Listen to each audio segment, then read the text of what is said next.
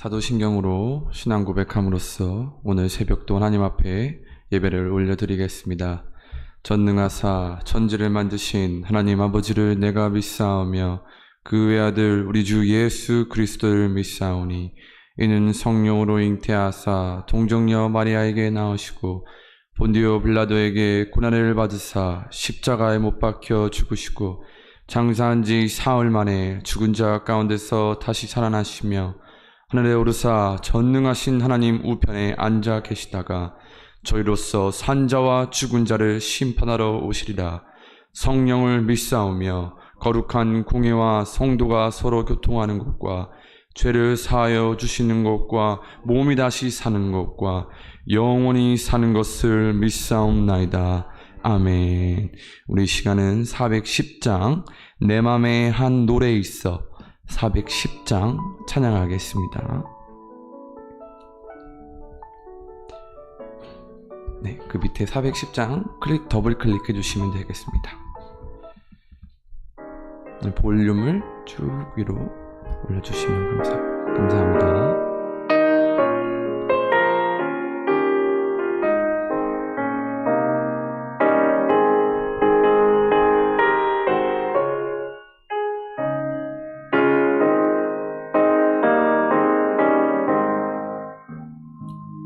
내 맘에 한 노래 있어 나 즐겁게 늘 부르네. 이 노래를 부를 때에 큰 평화 임하도다. 아멘. 평화 평화 하나님 주신 선물 그 놀라운 주의 평화 하나님 주신 일세 주 십자가 지심으로 날 구원해 주셨으며 주 예수님 고난받아 나 평화 누리도다. 아멘. 평화 평화 하나님 주신 선물 그 놀라운 주의 평화 하나님 선물일세. 간주입니다.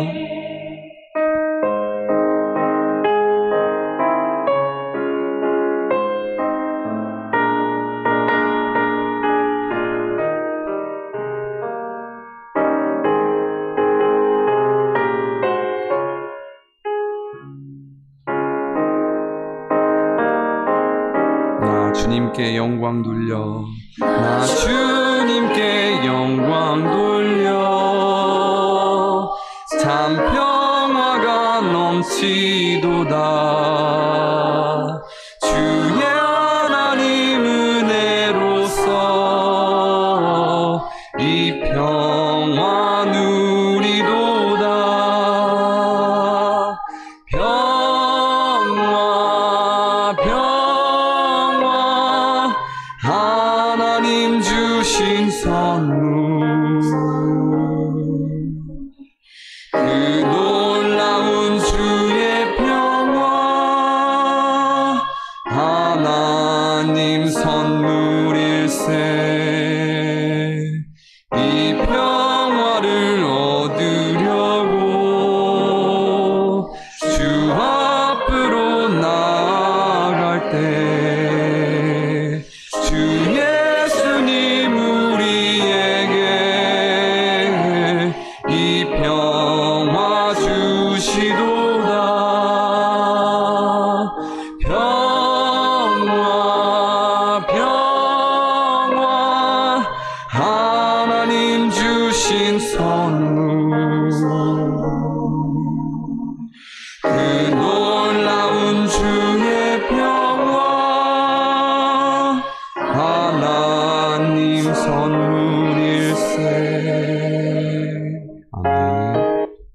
시간 우리의 찬양과 기도와 예배에 하나님의 영광이 드러나게 하시고 성경을 통해 주시는 말씀을 통하여 주어진 우리의 삶의 시간 속에 주의 뜻을 아는 자가 되게 하여 주시옵소서.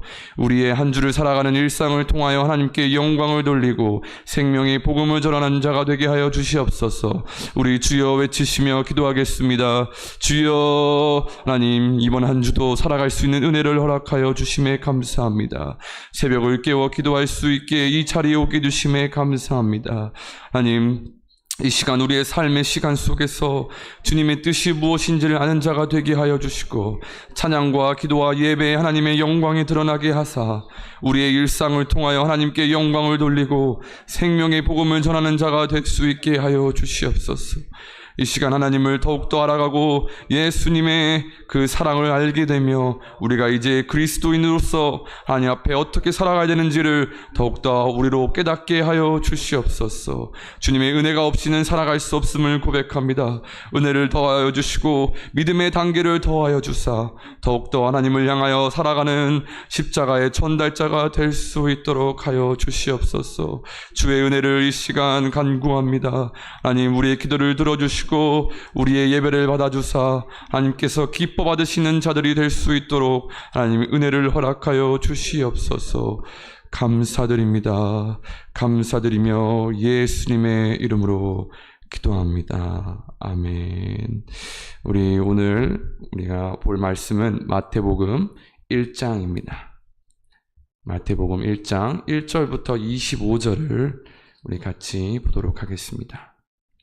마태복음 1장 제가 한 절, 여러분이 한 절, 25절은 같이 읽도록 하겠습니다.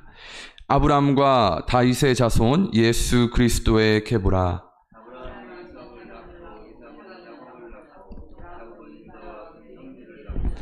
유다는 다말에게서 베레스와 세라를 낳고 베레스는 헤스론을 낳고 헤스론은 람을 낳고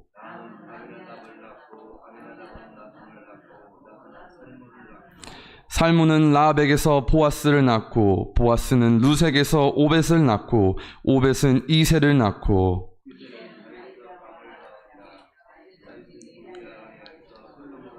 솔로몬은 르호보암을 낳고 르호보암은 아비야를 낳고 아비야는 아사를 낳고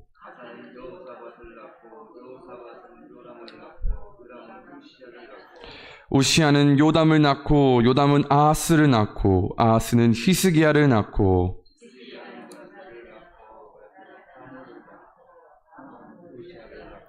바벨론으로 사로잡혀 갈 때 요시아는 여구나와 그의 형제들을 낳으니라.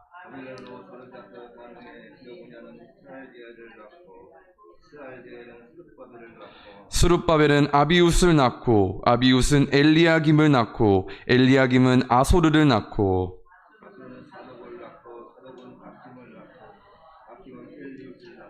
엘리웃은 엘르아사를 낳고 엘르아살은 맏다를 낳고 맏다는 야곱을 낳고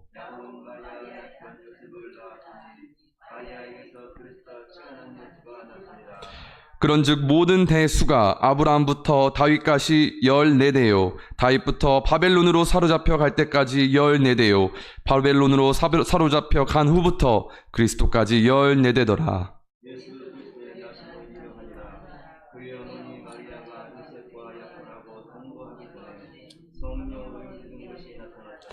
그의 남편 요셉은 의로운 사람이라 그를 드러내지 아니하고 가만히 끊고자 하여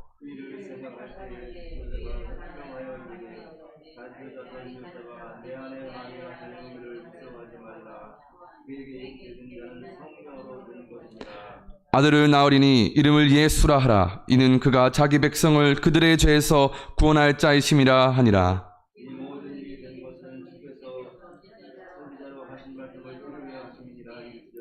보라, 처녀가 잉태하여 아들을 낳을 것이요 그의 이름은 임마누엘이라 하리라 하셨으니 이를 번역한즉 하나님이 우리와 함께 계시다 함이라.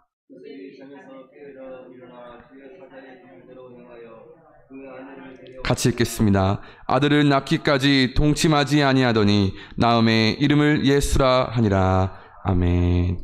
네, 담임 목사님이 원래 이 자리에 계셔야 되는데 우리 저에게 좀 부탁을 하시고 일이 있으셔서 이렇게 새벽 설교를 맡게 되었습니다. 나는 항상 하는 얘기지만 저는 부족한 종으로서 이 자리에 서는 게 감당치 못하는데 이렇게 이렇게 세워주신 것에 너무나 감사드리고, 네, 또 사실 이 설교의 기회가 주어질 때마다 너무나 항상 긴장도 되고 부담도 되고 그만큼 준비와 시간이 필요하지만 또 한편으로는 되게 정말로 소망을 가지고 사명을 가지고 좀 준비를 많이 하고 있습니다. 그래서 오늘도 하나님의 말씀을 우리 같이 조금 전하도록 하겠습니다. 이제 다음 주 27일 주일부터 12월 24일까지 토요일은 우리가 이제 다가오는 대림절의 시작과 이제 끝을 우리가 보고 있습니다. 대림절은 예수님의 성탄과 다시 오심을 기다리는 절기인데요. 우리가 이제 크리스마스라고도 하고 성탄절이라고 하는 이 절기는 이 날은 우리가 크리스마스라는 것은 우리 크라이스트라고 해서 그리스도를 얘기하고 마스는 예배를 의미합니다. 근데 우리 아이들에게도 제가 물어봅니다. 얘들아, 성탄절 크리스마스가 무슨 날인지 아니? 라고 물어보면 예수님 태어난 날 아닌가요? 라고 말을 합니다. 하지만 우리가 정확하게는 예수님이 태어난 날이 아니라 예수님께서 탄생하신 것을 우리가 기념하고 기억하고 또 축하하는 그런 날인 것을 우리가 좀 정확하게 아이들에게 알려줄 좀 필요가 있죠. 제가 마태복음 1장을 제가 우리 선택한 이유는, 또 고른 이유는 이제 예수님께서 어떻게 태어나셨는지 우리가 이것을 정확하게 조금 더 세밀하게 알 필요가 있다고 생각을 합니다. 그것의 첫 번째는 저는 이제 번역이라고 생각을 하는데요. 이 번역에서 중요한 것은 이제 원어입니다. 이 성경이 원래 써졌던 그 언어를 우리가 알아야 그 상황과 또 그 당시의 문화와 그리고 그 단어가 주는 의미가 어떠한 것을 얘기하는지를 좀 잘 알 수 있거든요. 제가 이것을 많이 느꼈던 거는 이제 미국에 10년 동안 생활을 하면서 영어로 성경을 읽는데, 영어로 읽는 성경과 이제 한영으로 같이 제가 갖고 있는 한영이 성경인데, 한글로 되어 있는 이 말씀과 영어로 되어 있는 말씀의 그 단어들의 의미가 너무는 아니지만 많이 다르다라는 것을 제가 많이 깨달았습니다. 그러면서 제가 정확하게 더 느낀 게, 그렇다면 내가 원어로 더 배울 필요가 더 너무나 명확히 있다라는 것을 알게 됩니다. 조금 더 쉽게 예를 들자면 이제 우리가 한국말로 우리 말을 할 때 나 지금 가고 있어라고 말을 표현을 하는데, 영어에서는 내가 가고 있어라는 것을 고라고 하지 않고 come이라고 합니다. 우리 좀 어른들 분 쉽게 말하면 우리 이전에 그 고스톱이라고 했잖아요. 고는 가는 거고 스톱은 멈추는 건데, 영어에서는 고라고 하지 않고 내가 지금 come, 가고 있다라고 합니다.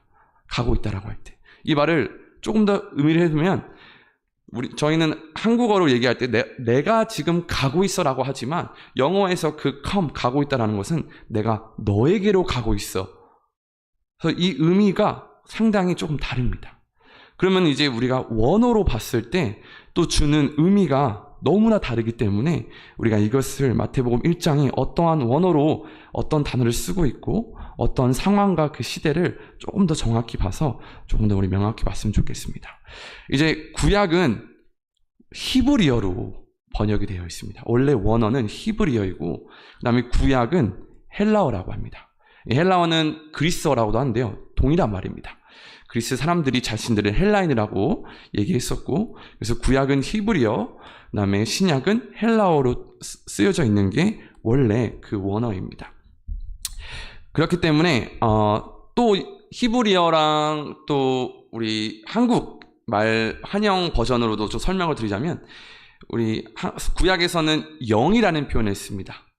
우리말로 영이라는 말을 쓰는데 히브리어로는 루아크라고 합니다. 이 루아크는 성령이라는 뜻입니다.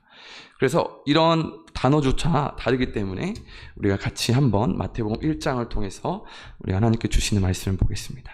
제가 이제 또 담임 목사님 따라서 제목을 붙이라고 하면 우리는 오늘의 주제는 말씀대로 살자입니다. 말씀대로 살자. 이 마태복음을 사실 쓰다라는 표현보다는 기록했던 이 저자, 바로 마태복음 이 표지에 나와 있죠. 마태라는 예수님의 제자입니다. 이 마태는 세리였습니다. 세리는 돈을 세는 데 굉장히 능하고 계산적이고 수학적입니다. 이 마태가 이 마태복음을 기록을 했을 때 이 당시의 대상들은 유대인이었습니다. 유대인은 하나님의 택하신 백성이었지만 또 예수님을 믿지 않았던, 굉장히 예수님을 핍박했던 사람들입니다. 이 마태가 이 유대인들을 대상으로 이 마태복음 1장을 기록했을 때 이 복음의 주제는 바로 예수 그리스도인데, 바로 이 예수님을 유대인의 왕으로 소개합니다. 되게 굉장히 어떻게 보면 심오한 말인데요. 유대인들은 자신의 왕으로 오실 분이 예수님이라는 것을 절대 믿지 않았습니다. 그런데 예수님을 유대인의 왕으로 소개했다는 것이, 이것이 얼마나 이 유대인들에게 어떠한 의미를 주는지를 저희가 같이 한번 보도록 하겠습니다. 우리 마태복음 1장을 먼저 보도록 하겠습니다. 마태복음 1장 1절 제가 읽겠습니다. 눈으로 따라오시면 좋겠습니다. 아브라함과 다윗의 자손 예수 그리스도의 계보라. 자, 이 1장 1절이 주는 의미는 굉장히 중요한데요. 혈통과 족보를 누구보다 중요시했던 유대인들에게 예수님이 진정한 참 이스라엘인이면서 다윗 가문으로 오실 메시아임을 마태는 분명히 확인시켜야 했다는 게 이 1절에 드러납니다. 그래서 아브라함이라는 또 다윗이라는 이 명확한 이름을 쓰면서 다윗의 자손 예수 그리스도의 계보라라는 것을 명확하게 나타내고 있습니다. 우리 아브라함은 창세기를 통하여서도, 또 다윗은 사무엘하를 통하여서도 하나님께서는 분명히 약속을 하십니다. 아브라함을 통해서는 천하 만민이 복을 받게 될 것이다. 너의 후손을 통하여 천하 만민이 복을 받게 될 것이다. 또 다윗에게는 자손 중 하나를 택하여 그의 나라를 계승하게 하고 나아가서 그 왕위와 나라가 영원토록 견고히 보존되리라 라고 말씀을 하십니다. 또한 이사야에서는 한 아기가 태어날 것인데 바로 기묘자요 모사요 전능하신 하나님이요 영존하시는 아버지요 평강의 왕이시요 라고 하면서 구약에서는 이미 예수님이 오실 것을 분명히 나타내고 있습니다. 이것을 마태는 1장 1절을 통해서 명확하게 나타내고 있는데요. 우리 이 1절에 다윗의 자손이라고 하는 단어를 볼 때 이 자손은 헬라어로 휘오스라고 합니다. 이것은 어떨 때 쓰이냐? 예수 그리스도를 지칭할 때 사용하는데, 이 말은 단순히 출생의 근원을 밝히는 말의 의미가 아니라요, 법적인 측면에서의 정식 후손을 가리킬 때 이 단어를 쓴다고 합니다. 또는 상징적으로 왕권을 의미할 때 쓰는 단어라고 합니다. 그래서 우리가 이것을 조금 더 헬라어로 봤을 때 그냥 단순히 출생의 근원을 밝히는 말이 아닌 법적인 측면에서 정확하게 예수님은 그 족보에 있다라는 것을 우리가 이 마태는 얘기하고 있습니다. 우리 예수 그리스도라고 1절에 나와 있는데, 여기서 우리가 그리스도라는 이 단어 또한 헬라어인데요. 이것은 곧 기름 부음을 받은 자. 그 말은 구세주, 메시아. 구약에서 이 메시아는 기름 부음을 받은 자는 대체로 왕과 제사장과 선지자를 의미합니다. 그렇기 때문에 분명하게 예수 그리스도는 메시아라는 것을 마태는 얘기를 하고 있습니다. 자, 그런 다음에 2절로 넘어가겠습니다. 아브라함이 이삭을 낳고 이삭은 야곱을 낳고 야곱은 유다와 그의 형제들을 낳고. 여기서 우리가 좀 살펴볼 것이 있는 것은 우리가 바로 이삭입니다. 이삭은 아브라함이 100세에 낳은 아이입니다. 그러면 이 100세 낳은 아이는 그 당시에 아이를 낳고 싶어도 태가 닫혀져서 우리 사라가 낳지 못하는 상황 속에서 소망이 단절된 그 죽음의 태를 열고 태어났다는 그 의미를 봤을 때 곧 예수님은 사망의 권세를 깨치시고 새 생명을 주시는, 그리고 탄생하신 예수님의 출생도 우리가 이 구절을 통해서 다시 한 번 더 우리가 관계를 우리가 살펴볼 수 있습니다. 그런데 여기서 2절을 보면 이삭은 야곱을 낳고 아브라함은 이삭을 낳고 야곱은 유다와 그의 형제들을 낳고라고 했을 때 이 낳고라고 하는 단어는 또 헬라어로 겟나오라는 말을 쓰는데요. 이것은 곧 누구누구의 아버지라는 뜻입니다. 그런데 이게 의미를 주는 것은 친자를 뜻한다기보다는 그 혈통에 이어지는 직계를 의미를 합니다. 따라서 누구누구의 조상이다 라고 하는 표현이 더 올바르다라고 생각하시면 될 것 같습니다. 자, 그리고 야곱을 낳고 유다와 그의 형제들을 낳고라고 되어 있는데, 여기서 우리가 또 볼 것은 야곱이 낳았던 우리 12아들이 있는데, 바로 거기에 첫 번째는 르우벤이고요. 그 다음에 야곱이 애정하고 사랑했던 요셉, 그리고 그 다음으로 베냐민이 있는 그 2절입니다. 자, 그런데 신기하게 그 야곱의 아들 중에서 넷째 아들인 유다가 이 족보를 이어가게 됩니다. 굉장히 심오한 이야기입니다. 왜냐하면 창세기는 요셉에 대한 이야기로 가득한데, 그 요셉의 자손을 통하여 예수님이 나오신 것이 아니라 유다를 통해서 예수님이 나오게 됩니다. 자, 이것은 이제 창세기 37장과 39장 사이에 38장이 끼어 있는데요. 여기에 갑자기 느닷없이 유다의 이야기가 나옵니다.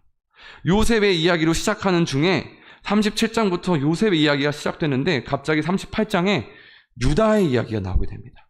이 이야기는 제가 한번 미국에서 설교를 했던 적이 있는데, 우리 기회가 된다면 좀 나누면 좋겠습니다. 이 유다가 족보에 오르게 됐다라는 것, 과연 어떤 의미를 주는 건지 우리가 또 한번 살펴볼 필요가 있습니다. 자, 그런데 여기서 유다를 낳고라고 되어 있지 않고 유다와 그의 형제들을 낳고라고 되어 있습니다. 자, 그 말은 그 12아들, 곧 12지파를 의미하는데, 이 12지파는 곧 예수님과 12제자들을 우리가 관계적으로 연관이 있다라는 것도 우리가 생각해야 할 우리 중요한 이야기가 되어 있습니다. 3절로 넘어가겠습니다. 3절은 유다는 다말에게서 베레스와 세라를 낳고, 베레스는 헤스론을 낳고, 헤스론은 람을 낳고, 여기서 이제 마태복음 1장에 예수님의 족보에 등장하는 4명의 여인이 있습니다. 이제 우리 조금 더 볼 텐데요. 바로 다말과 3절에 나온 다말과 4절에 나오는 우리 라합과 또 룻과 바세바, 이 4명이 있습니다. 그런데 이제 여기서 주는 2가지의 또 견해들이 있습니다. 어떠한 것을 의미하냐. 네. 그런데 이것들은 좀 넘어가도록 하겠습니다. 자, 4절을 읽도록 하겠습니다. 4절은 람은 아비나답을 낳고, 아미나답은 나손을 낳고, 나손은 살몬을 낳고. 이제 민수기를 새벽에 담임 목사님과 같이 하셨을 텐데요. 민수기 7장 12절에는 이렇게 말씀하고 있습니다. 모세와 이스라엘 백성 광야 생활 중 장막, 제단, 봉헌물을 드릴 당시에 첫째 날에 헌물을 드린 자는 바로 유다 지파에서 암미나답의 아들 나손이라 라고 되어 있습니다. 이렇게 우리는 계속 우리 예수님의 족보를 예수님의 족보가 나왔던 그 자손들을 보고 있는데요. 이제 중요한 구절로 조금 넘어가도록 하겠습니다. 바로 16절입니다. 16절을 제가 읽도록 하겠습니다. 야곱은 마리아의 남편 요셉을 낳았으니 마리아에게서 그리스도라 칭하는 예수가 나시니라. 여기서 중요한 것은 요셉이 예수를 낳고가 아니라 마리아에게서 예수가 나시니라 라는 단어를, 우리 문장을 사용합니다. 이것이 주는 의미를 우리가 생각해 볼 때, 바로 인간의 생식적인 노력을 배제하면서 예수님의 처녀 탄생을 확실하게 이 말씀을 통해, 이 구절을 통해 나타내고 있습니다. 또한 굉장히 중요한 것은 여기 1절부터 15절까지는 계속 누구를 낳고, 이것은 아까 말씀드렸던 겐나오라, 이 말은 헬라어로 겐나오라고 하는 뜻인데, 바로 인간의 성적 결합을 통해 나왔다는 뜻이었습니다. 이것을 계속 15절까지 계속 일관되어 사용하다가 16절에는 나신이라, 이것은 헬라어로 에겐네데라는 우리 단어를 쓰면서 인간은 단지 출생의 도구 역할 뿐임을 강조하는 동사로 쓰여졌다는 것이 바로 이 구절의 다른 차이점을 우리가 볼 수 있습니다. 그것이 곧 그리스도라 칭하는 예수, 그리스도는 기름 부음을 받은 자, 메시아, 바로 하나님의 아들임을 분명히 이 구절은 명확하게 나타내고 있다는 것을 우리는 알 필요가 있다는 것입니다. 그 다음에 우리 18절을 보겠습니다. 예수 그리스도의 나심은 이러하니라. 그의 어머니 마리아가 요셉과 약혼하고 동거하기 전에 성령으로 잉태된 것이 나타났더니, 여기서 우리가 먼저 볼 부분은 그의 어머니 마리아가 요셉과 약혼하고 동거하기 전에라는 부분입니다. 이 당시에는 정혼이 있던 그런 문화가 있었습니다. 정혼은 곧 약혼한 상태를 의미하는데요. 약혼을 하게 되면 법적으로 효력이 발생해서 아내라고 호칭도 붙이게 됩니다. 그리고 이 정혼한 상태에서 그 다음에 정말로 아내를 자기 집으로 데려오기까지 약 1년 정도의 정혼 기간이 있습니다. 이 약혼의 기간이 있는데요. 이 기간 동안은 가늠하지 않는 한은 결코 파혼할 수가 없는 그 기혼 상태가 됩니다. 기혼은 이미 결혼한 그 상태를 의미합니다. 그런데 이 1년 동안의 정혼 기간 동안 남편이 사망하면 아내는 과부가 되는 것이고, 만약 부정을 저지르면 죽음의 징벌을 맞이해야 되는 그런 관습과 문화가 자리 잡고 있었습니다. 그렇기 때문에 이 정혼 기간에 성관계를 갖지 않는 것이 이 유대인들의 관례라고 합니다. 자, 그런 다음에 그 뒤에 볼 부분은 18절에 성령으로 잉태된 것이 나타났더니라는 부분입니다. 우리가 여기서 중요하게 알아야 될 것은 성령으로 잉태됐다는 것이 바로 이 중요한 사실인데요. 바로 우리가 성육신이라고도 하는 이 부분을 우리가 명확하게 알 필요가 있습니다. 어쩌면 많은 사람들은 신과 인간이 한 몸을 이룬 결과지 않느냐라고 하겠지만, 이 뜻보다는 우리가 성육신으로 오신 예수님을 생각할 때 육신의 모양으로 오셔야지만, 나셔야지만 그 육신을 지배했던 죄와 사망의 문제를 해결할 수 있는 부분을 우리가 더 생각해 볼 필요가 있다는 것입니다. 그렇기 때문에 아담과 하와가 불순종으로 짓게 된 죄는 결국 예수님의 순종으로 인하여서 죄가 사함을 받았고, 아담은 살아있는 존재가 되었지만 예수님은 오히려 생명을 주시는 분이 되셨고, 아담은 흙에 속한 사람이었지만 예수님은 하늘에서부터 오셨고, 아담은 죽음을 맞이해야 했지만 예수님은 그 죽음을 이긴 부활로 나타냈다는 것이 우리가 이 마태복음 1장을 통하여 명확하게 다시 한 번 더 알아야 된다는 것입니다. 19절을 보겠습니다. 그의 남편 요셉은 의로운 사람이라 그를 드러내지 아니하고 가만히 끊고자 하여. 여기서 의로운은 헬라어로 디카이오스라고, 뜻은 공정한, 고든이라는 의미를 사용하고 있습니다. 자, 그런데 우리 신명기 22장을 통해서 나중에 알게 되겠지만 22장 20절과 20절부터 22절에는 분명히 모세의 율법을 통해 부정한 여인은 돌로 쳐 죽여야 된다고 나와 있습니다. 그런데 이 요셉은 이 사이에서 내적 갈등이 일어났지만 그 의를 드러내지 아니하고 가만히 끊고자 했다는 것은 그 율법의 칼날을 휘두르기보다는 그 율법의 핵심, 바로 사랑 그리고 용서로서 이 문제를 해결하려 했다는 그 마음이 이 19절에 드러나고 있습니다. 자, 그리고 넘어가서 21절을 읽도록 하겠습니다. 아들을 낳으리니 이름을 예수라 하라. 이는 그가 자기 백성을 그들의 죄에서 구원할 자이심이라 하니라. 여기서 죄는 하마르티아라는 헬라어를 쓰는데, 이 뜻은 화살이 관역에서 빗나갔다라는 뜻을 의미합니다. 이 관역은 곧 하나님의 뜻을 얘기하며, 화살은 인간의 의지와 행동을 의미합니다. 그 하나님의 뜻과 인간의 의지와 행동이 빗나갔다는 뜻이죠. 자, 그런데 이 죄를 그들의 죄에서 구원할 자이심이다라는 뜻은 단지 그들의 죄 가운데서 구원하는 것, 또한 그 당시에 로마의 지배를 받았던 그 속박 가운데서 구원하는 그 뜻을 넘어서 바로 그 죄로부터 구원하신다는 것이 이 안에 숨겨져 있다는 것을 우리가 다시 한 번 더 알 필요가 있습니다. 다음 22절을 보겠습니다. 이 모든 일이 된 것은 주께서 선지자로 하신 말씀을 이루려 하심이니 이르시되 23절도 보겠습니다. 보라, 처녀가 잉태하여 아들을 낳을 것이요 그의 이름은 임마누엘이라 하리라 하셨으니 이를 번역한즉 하나님이 우리와 함께 계시다 함이라. 바로 예수님의 다른 이름은 임마누엘인데요. 여기서 이 임마누엘은 히브리어로 사용됩니다. 임은 함께라는 뜻을 가지고 있고 마누는 우리와라는 뜻을 가지고 있으며 엘은 우리가 잘 알듯이 하나님을 얘기합니다. 곧 하나님이 우리와 함께 계시다라는 뜻을 갖고 있습니다. 자, 이 마태복음 1장에 임마누엘이라는 뜻을 나타내고 있으면서 동일하게 마태복음 맨 마지막 28장 마지막 구절 20절에는 예수님께서 다시 한 번 더 이렇게 말씀하십니다.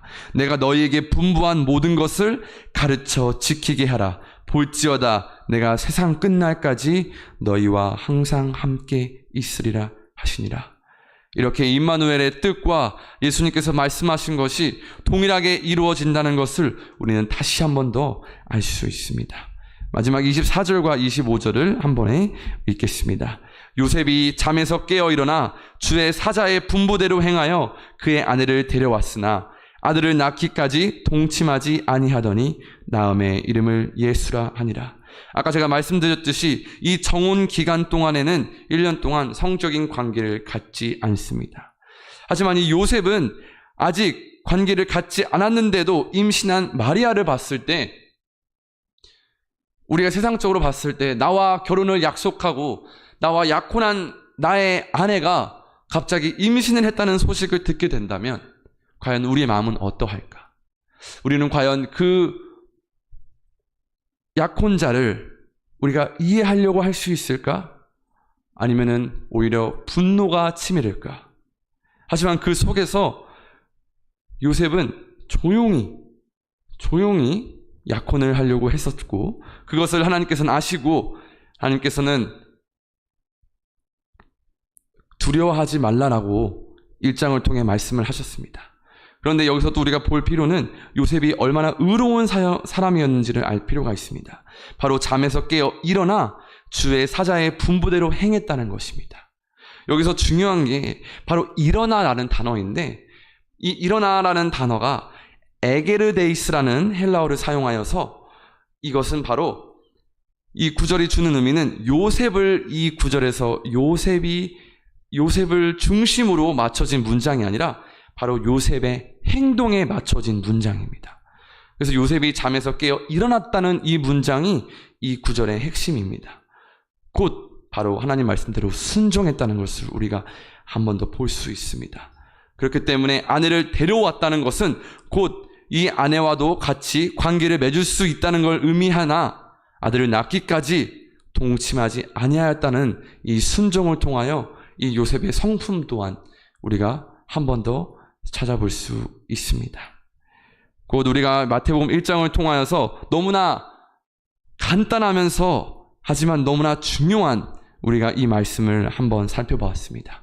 바로 예수님께서는 구약에서 말씀하신 것과 같이 분명히 마리아를 통해서 한 아기가 태어났고, 그것은 단지 사람이 아니고 하나님의 아들이요 기묘자요 모사요 또 전능하신 하나님이시라는 것을 우리가 분명히 알 수 있습니다. 그래서 우리가 보기에는 그저 하나의 족보와 같겠지만 이것이 바로 선지자로 했던 말씀들이 이루어지고 곧 구약과 신약을 통해서 성경은 예수님이 누구인지를 계속해서 명확히 드러내고 있다는 사실을 우리가 잊지 않았으면 좋겠습니다. 더욱더 중요한 것은 이제는 하나님의 말씀, 그리스도의 말씀, 곧 성경이 우리의 삶의 지표가 되어야 된다는 것입니다. 더욱더 물론 이 대상들은 유대인이었지만 우리는 반대로 나는 혹시 유대인들과 같지 않은가? 라는 질문을 던져볼 필요가 있습니다. 우리가 살아왔던 환경이나 습관이나 문화와 관습과 관례들은 이제는 예수님께서 몸소 보여주셨던 사랑과 희생과 섬김과 순종과 겸손과 기도와 또 그 복음을 전하셨던 모습, 그 모습들을 우리가 이제는 닮아가고 그렇게 살아가야 될 줄 믿습니다. 이것을 좋은 예로 제가 드릴 때 제가 한국 와서 조금 느낀 것이 있습니다. 한국에서 조금 이렇게 표현을 하면 좋을까요? 조금 조심스럽긴 하지만 이 유교 사상이라고 하는 이 문화가 사실 한국에는 오래전부터 조금 자리 잡고 있었다고 말을 하더라고요. 그런데 이제 제가 이제 항상 식당을 가면 느끼는 것은 항상 나이가 어린 사람이 이렇게 숟가락을 놓고 젓가락을 놓고 물을 따르고 하는 모습이 있습니다. 그런데 이제 제가 성경을 읽으면서 또 점점 내가 어떻게 하면 그리스도인으로서 살아가야 될까를 묵상했을 때 분명히 성경을 통해 말씀하신 것은 예수님은 섬김을 받으려 온 것이 아니라 오히려 섬기러 오셨다는 것입니다. 그것을 봤을 때 과연 나는 내가 이 자리에서 나이가 많거나 조금 존경을 받아야 된다는 이유로 내가 섬김을 받아야 되는 것이 맞을까? 아니면 내가 섬길 수 있는 조건이 된다면 내가 섬기는 것이 맞을까라는 많은 고민을 하게 되었습니다. 물론 만약에 그 자리에 불편하고 정말로 내가 당연하게 섬겨야 되는 그 상황이 있다면 그거는 맞겠지만 내가 그리스도를 따르는 그리스도인으로서 내가 섬길 수 있는 위치에 있다면 그 상황이 있다면 내가 오히려 그 상황을 섬겼을 때 오히려 믿지 않는 사람들이 있거나 또 그 밑에 있는 사람들이 봤을 때 정말로 조금 더 하나님의 영광된 모습을 보지 않을까, 그 속에서 예수님을 닮아가는 모습들이 보여지지 않을까라는 생각을 많이 하게 되었습니다. 결국 우리 안에 한 번 더 돌이켜볼 때 결코 우리는 유대인들과 다르지 않다는 것을 우리가 볼 수 있습니다. 마가복음 2장 17절에는 예수님께서는 들으시고 그들에게 이르시되 건강한 자에게는 의사가 쓸데없고 병든 자에게라야 쓸데있느니라. 나는 의인을 부르러 온 것이 아니요 죄인을 부르러 온 것이다 라고 말씀하셨습니다. 그 말은 우리는 의인이라고 하나님께서 우리를 불러주셨지만 우리 안에는 아직 이 죄가 남아있기 때문에 우리가 가진 육체로서 죄가 남아있기 때문에 우리는 동일한 죄인일 수밖에 없습니다.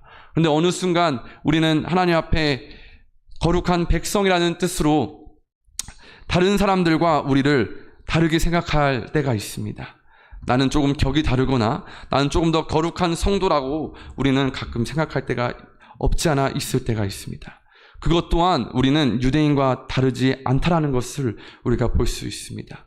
그렇기 때문에 우리는 항상 예수님을 따라서 성경을 통해 그리스도인으로서 우리가 하나님을 섬기고 예수님을 따르고 또한 예수님처럼 우리도 동일하게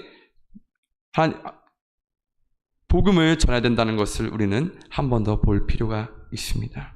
이렇게 우리는 섬기는 것이 당연하게 이루어져야 된다는 것입니다. 우리가 교회에서 피아노로도 섬기고 달란트들로도 섬기고 또 이렇게 와서 청소도 해주시고 음식도 해주시고, 이 섬김은 어느 순간 예수님을 사랑하고 예수님을 믿게 된 것에 당연하게 따라오는 우리의 사명이 되었습니다.